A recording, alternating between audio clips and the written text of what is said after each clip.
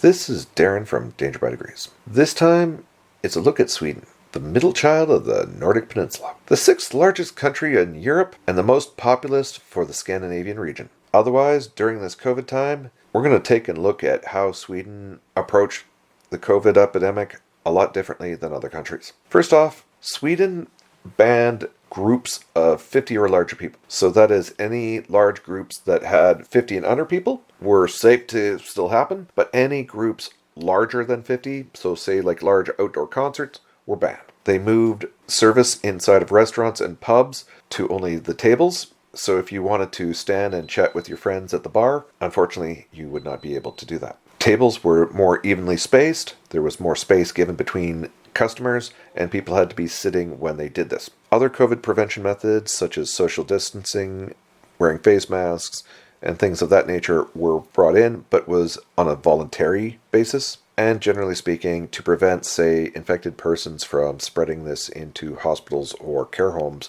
certain types of non-needed visits were banned. So that means that family that wanted to visit, unfortunately, they could not. So unless you needed to go to the hospital, visitors with you were basically banned. But say if a mother was taking her child, yes, that would still happen. But if, say, like you wanted to visit your friend in the emergency ward, you wouldn't have been able to. The rest of Europe did not follow these lax guidelines, and Sweden paid for it in a larger or higher death rate. Some of the positives, though, that should be looked at is that Sweden has put forth is that the people generally, 80% or so, have been following the voluntary guidelines, at least while in public. The economy is not taking as sharp of a hit in job losses or in terms of lost business compared to other countries. And generally, while Sweden did not make this a specific goal or policy, they did hopefully gain somewhat of a greater level of herd immunity versus, say, other countries that didn't do what Sweden did. So they, even though they didn't explicitly try to achieve a sense of herd immunity, they might have achieved some level of a herd immunity because of what they did. While according to some estimates, only 6% of the population has shown in post-testing for antibodies, only 6% of the population is showing some level of immunity or the antibodies. So that means that only 6% of the population could have gotten infected. Okay, well, the thing to keep in mind is that different types of immunity exist, and just having the specific antibodies for COVID doesn't mean that everybody is going to get sick. Again, immunity is a very hard thing to measure, and at least with respect to Sweden, they do make a good point on this. When pointing out economic issues, these are not necessarily bad for Sweden as well, since many countries similar to Sweden are very trade dependent, and when the world economy suffers, Sweden, in this case, or many other countries like Sweden, also suffer. So arguing the economics as a negative of this government policy are kind of harder, again, to pin down, because it might be positive, it might be negative. They don't really know, because the whole world is suffering right now, and the whole world economy is suffering. So how this has affected Sweden's exclusively versus having the economy staying open while the COVID has been going on.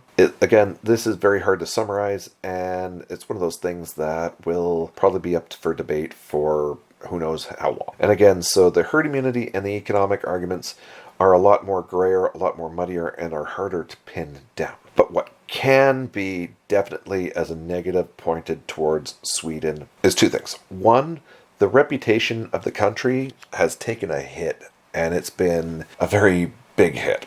A lot of people have been very critical of Sweden, and while, say, countries like Belgium and Netherlands and Luxembourg, who were opening up and allowing for more travel again between the EU countries when the COVID rates had gone down before they've been starting to come back up with this fall surge, Sweden has been excluded from many other countries. So anybody who is a Swedish national, say, trying to go to Norway or going to Finland, or even to the Netherlands, or even to Germany, have been basically excluded. So travel has been hit. There's been serious bruising of relationships. Another thing is, as well, is that a lot of the people inside of Sweden have also lost a lot of faith in their country. So they're faith in their government, their faith in their health service has been taking a great hit because of this virus, and because where everybody else was suffering high rates of complications, because Sweden took such a laxed approach, people are now pretty much responding in a negative light. They think that their government should have taken it more seriously and there should have been more restrictions put in place.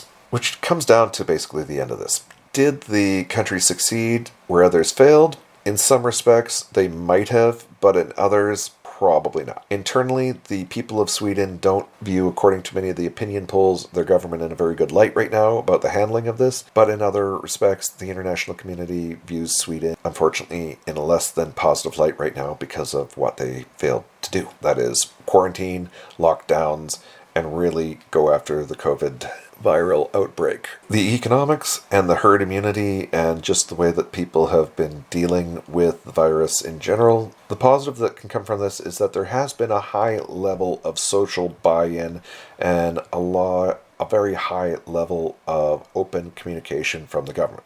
So the communication and the community in general has been very proactive. So in that side, you have a positive. So the positives, therefore, can be summed up is that people are generally following the COVID guidelines. And the government has been quite open and quite clear about what has been going on and why they've done what they've done. So policy has been communicated, the strategies have been communicated, how to prevent the virus has been communicated, people have been following it, and there's been good social buy-in. Negatives, Sweden's reputation has taken a big hit. Travel restrictions and probable repercussions from this may be subtle or may be very obvious. The economy may internally have succeeded by having people still work, by still having the internal economy working, but because Sweden is a very trade-dependent economy, the arguments that this COVID or the lack of COVID lockdown has been positive or negative